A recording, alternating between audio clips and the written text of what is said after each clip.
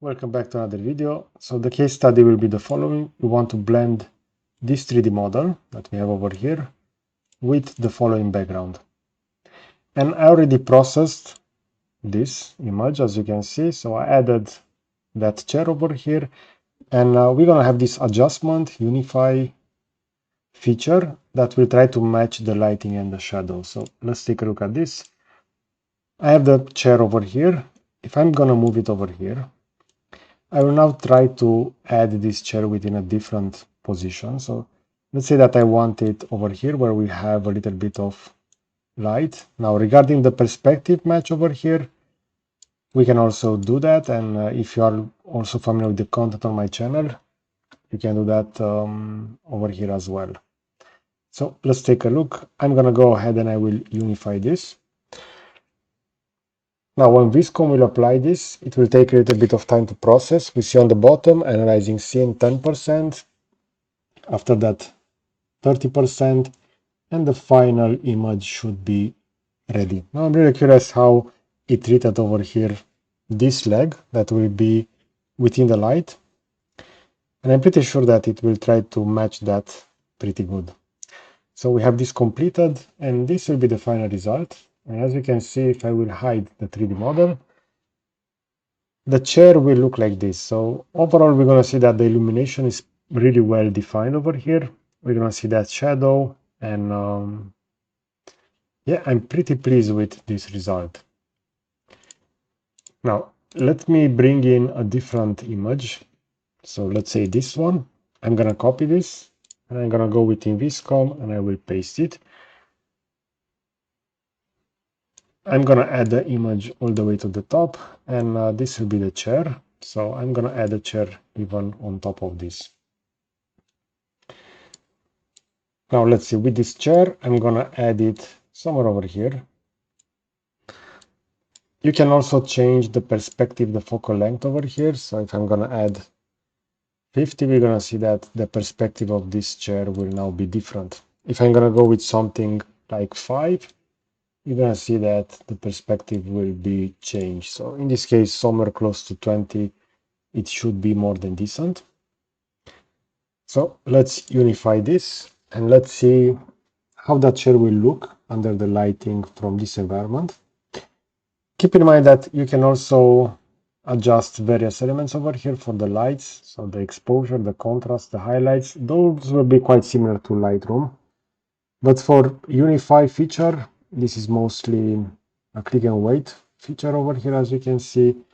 And Vizcom will apply those features automatically. So there are not many adjustments that you can do in this case. Yeah, and we have this completed, and we're gonna see that we have this light ray that will also go across the chair. So overall, it's pretty interesting, as you can see. I can go ahead and I can move this, and if I will hide that. Now I will just do something a little bit weird. I'm gonna add this chair on top of the table, but I'm gonna add it over here on top of this book because I'm really curious how that will be processed afterwards. So let's unify this because again, we're gonna have that light that will go through this region. And I'm really curious if that light will also be visible over here on the chair model. I'm pretty sure that it will be. So as you can see, Unify feature works pretty fast. So we can easily blend 3D models. It's not mandatory that the 3D models will be generated over here. You can go over here and you can add a 3D model as well. So you can bring in various models from other software over here. Okay, so the output will look like this. It's a little bit interesting. It's not that that good, but mainly due to the fact that the chair shouldn't be on top of that book. So it's not that realistic in this case. But yeah, let's just take a look over here with another image. So let's bring in this image.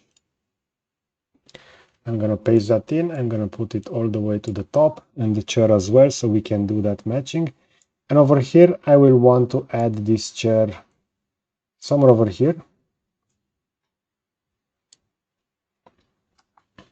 I can also duplicate this. So I'm just going to duplicate that chair, and I want another chair to be added somewhere over here. I will slightly make this a little bit bigger since it will be a little bit closer to the camera. Okay, and now I'm gonna hide that. And yeah, we have this one and those, and I want those to be unified. So let's take a look at this. I'm also curious if the processing time will be higher for two models. I'm pretty sure that it will be quite similar. So we see over here progression. I also saw the 20% progression because usually I only saw 10 and 30. So we're going to see that the processing time will be a little bit higher in this case.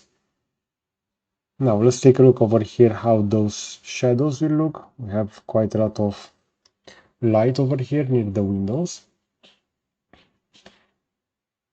And yeah, overall the processing time will be higher, but yeah, this will be the final result.